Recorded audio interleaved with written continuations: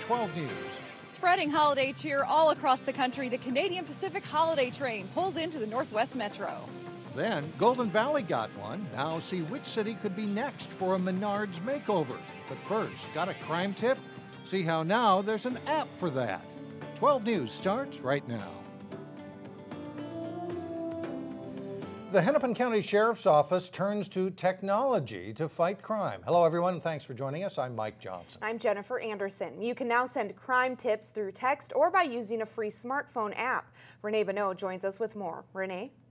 Jen and Mike, it seems just about everyone uses a cell phone to communicate, and many prefer typing to talking. The Sheriff's Office is tapping into that group with these new features. If you have an iPhone or Android, search HCSO Tip to find and download the free app. You can also text HCSO Tip and your message to 847-411. Any tips you send will be anonymous. The Sheriff's Office says it's using software that will block your phone number. Tips have helped law enforcement bust marijuana growing operations, track down people on its most wanted list, and solve cold cases.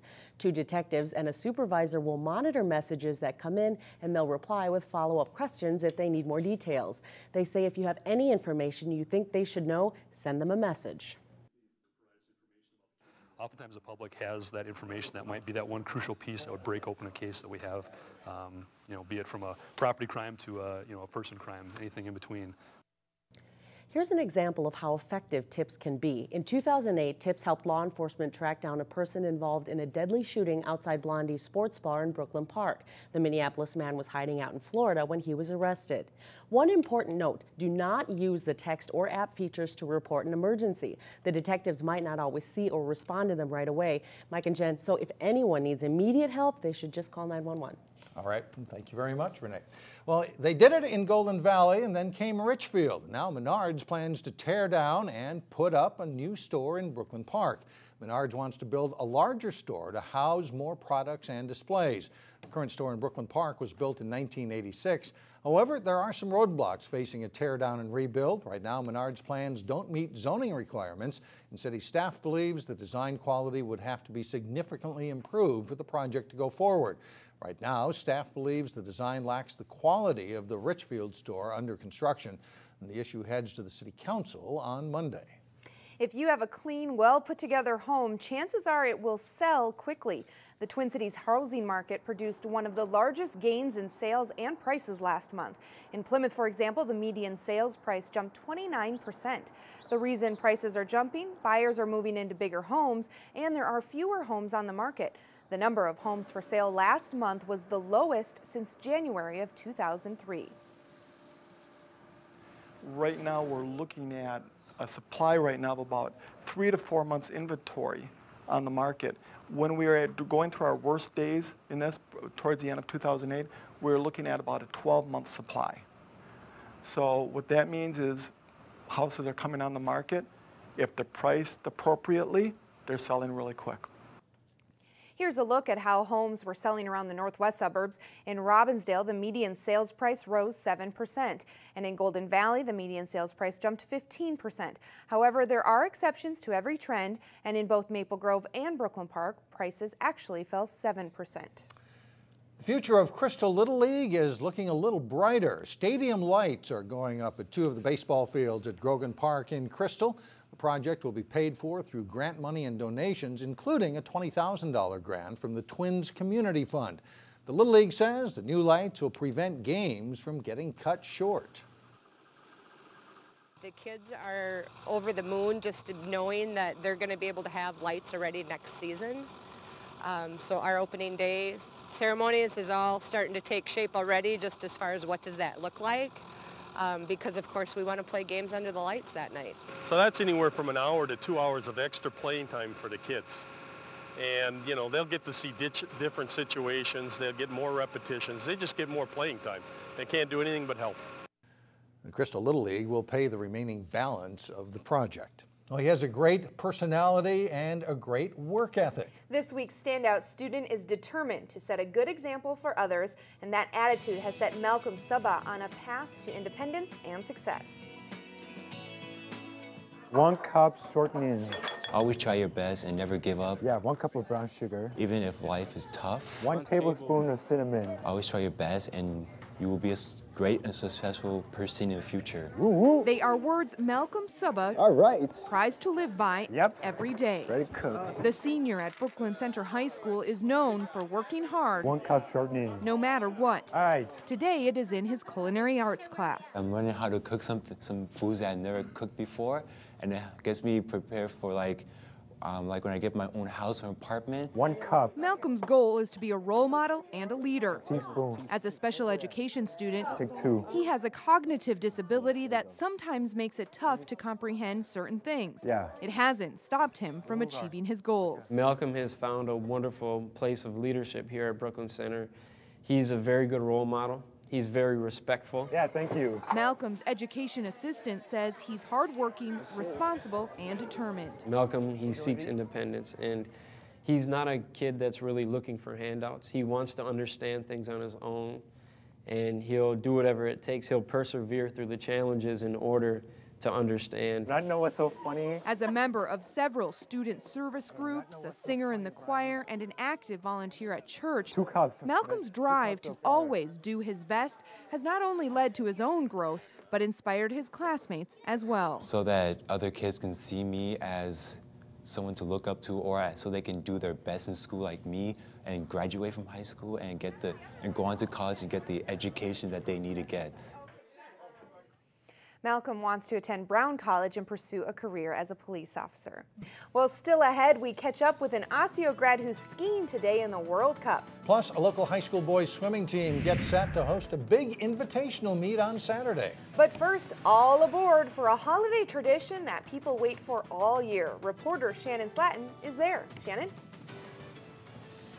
That's right. We just went past 494. We are rolling through Plymouth right now with a train full of lights and St. Nicholas, too. We are live from the holiday train coming up next. Christmas will be a bit brighter this year for women and children in domestic violence shelters. That's thanks to generous donations from merchants in the Robbinsdale area. We want to give back, and this way we know the kids get things, and it's people who really need it. And the nice thing about it is there's no waste either, because if we have extra toys, the shelters keep them for birthday presents for the rest of the year. So everything gets used, and it gets used for kids that need it.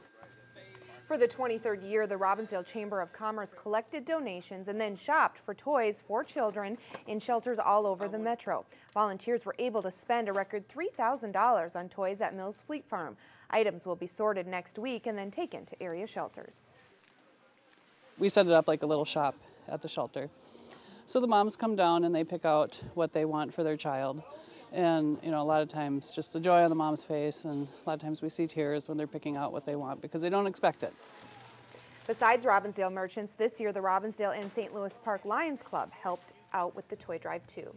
Well, talk about a way to blow off a little holiday steam. The Canadian Pacific holiday train pulled out of a station in Pennsylvania in November and headed for the West Coast. Today it is rolling into the West Metro, and reporter Shannon Slatton is on board, as you can see. Shannon?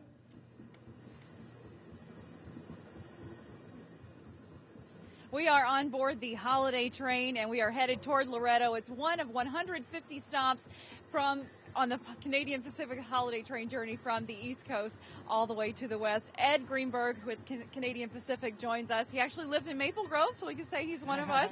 Thanks for being with us, Ed. What can people expect when the train pulls up? Well, thanks for being aboard the holiday train, Shannon. And what they can expect is this freight train gussied up with hundreds of thousands of festive lights and decorations will come to a safe stop.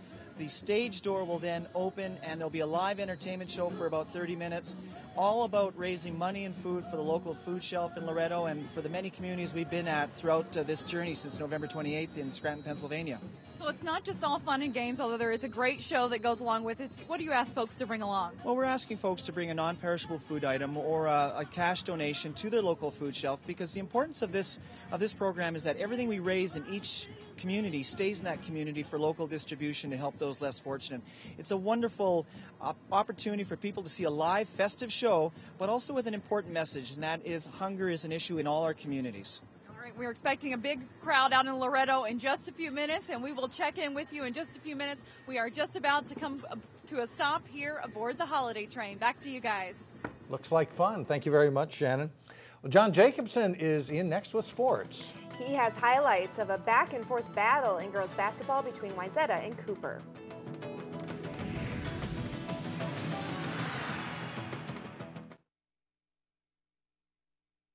Well, Maple Grove swim team has done very well, I think, since day one practically, and this year doesn't look like it's any exception. Boys have quite a strong history in particular. Yeah, great program really since the school opened, and yes, it will continue this winter. Maple Grove's boys swimming and diving team finished as Class AA runner-up last season. Though they lost some good talent to graduation, the Crimson will be the team to beat in the Northwest Suburban Conference this winter. Jay Wilcox has their story. It was let the competition begin for the Maple Grove boys swimming team late last week. The Crimson met Edina in a dual meet Friday, then raced in the conference relays Saturday, where they took first place. Despite losing to Edina, it was a good way to test themselves early. Yes, definitely. It gives us a really great chance to see where we are against one of the best teams in the state. So even though we lost, we know what we need to work on in order to get one of those top 5 spots in state this year. Yeah, it kind of does. Like, they're going to be in the top 5, top 3 in the state. It shows us where we're going to be and what we need to work on early in the season. Maple Grove hosts the Carol Carlson Invitational Saturday, where a strong group of teams will hit the water at Maple Grove Junior High. I think it's fun. I mean, we don't go in with the expectation to win because we have big teams there, like Edina, Eden Prairie, so it's like a chance to race against guys that we normally don't get the chance to. They're a lot faster than we are. It's great for our program. You know, we have 4 other really quality teams there coming in. Eden Prairie, obviously state champions from last year.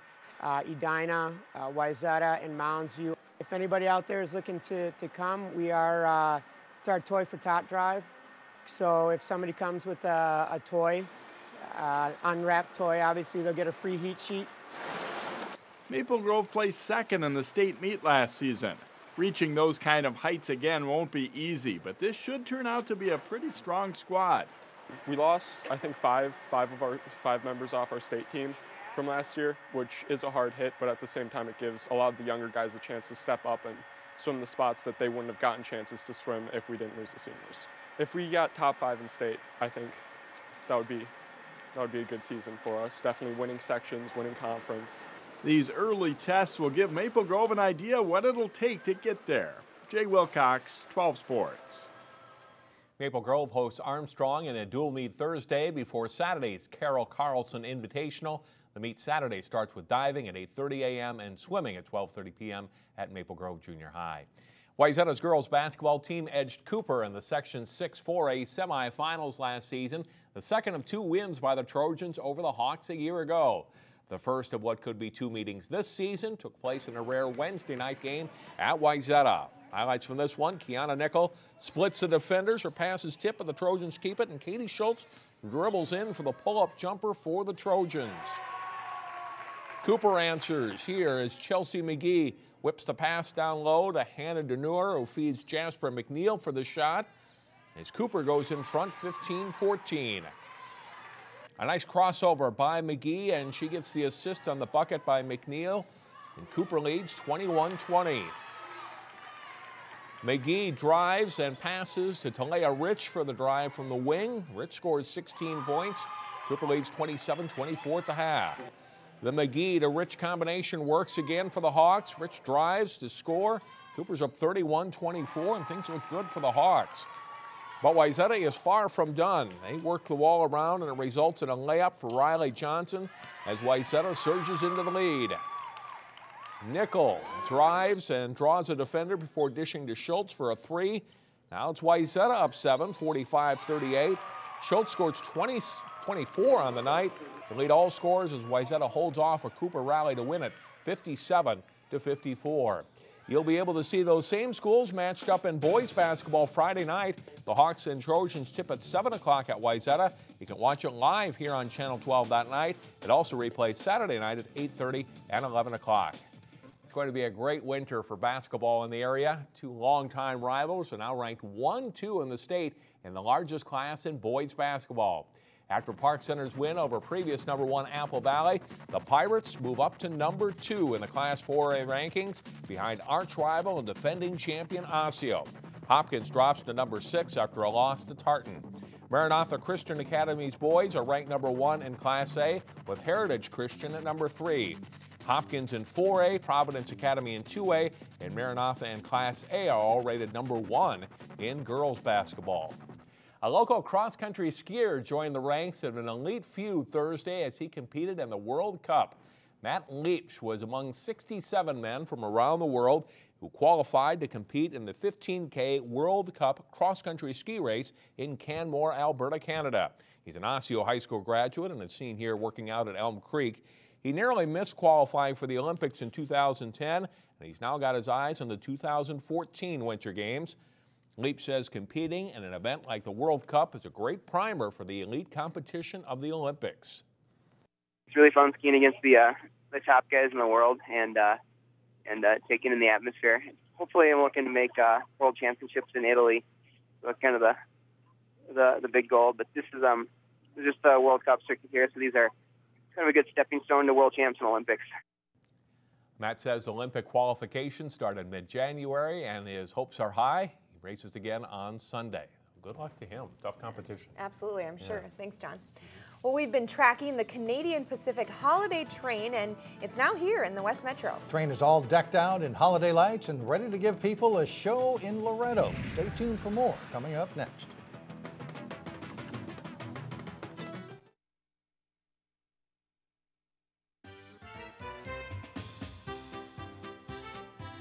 The dark days of winter sure go by fast when homes are sparkling like this one. This home is on 2nd Avenue in Osseo. We'll be showing holiday light displays from around the Northwest Metro now through Christmas. Well, finally, we want to hop back aboard the Canadian Pacific Holiday Train. This afternoon, it went from Minneapolis to Loretto, where reporter Shannon Slatton is now. Shannon?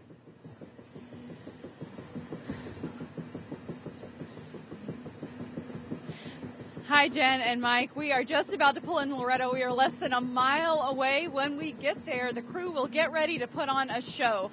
A show will go on at 4:30 featuring the Claytones, every sort of Christmas carol you can imagine, as well as Santa Claus himself will be stepping off the train and making the rounds. We chatted with him there in the back, so he knows all of your Christmas lists back at the station.